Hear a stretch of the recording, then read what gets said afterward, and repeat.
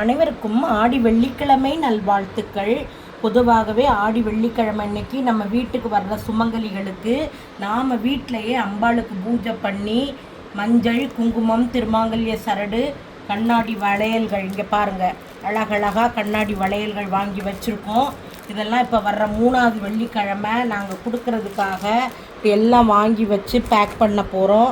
இந்த பாருங்கள், இந்த மாதிரி ஒரு பேக்கில் இப்படி அழகாக எல்லாத்தையும் போட்டு பேக் பண்ணணும். கண்ணாடி வளையல்கள், மஞ்சள், குங்குமம், சரடு, இனிப்பு கொடுக்கணுங்கிறதுக்காக நாங்கள் சாக்லேட் போட்டிருக்கோம். அப்புறம் வீட்டுக்கு சுமங்கலிகள் வந்தால் அவங்களுக்கு சாப்பிட்றதுக்கு ஏதாவது இனிப்பு கொடுப்போம்.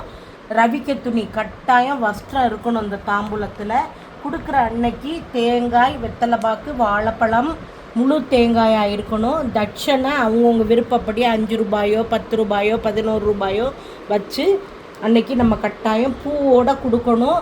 சுமங்கலிகளை உட்கார வச்சு அவங்களுக்கு மஞ்சள் குங்குமம் கொடுத்து அல்லது சந்தன குங்குமம் கொடுத்து இந்த தாம்பூலத்தை அவங்க கையால் கொடுத்து அம்பாளோட அருள் அவங்களுக்கும் கிடைக்கும், நமக்கும் பரிபூரணமாக கிடைக்கும்.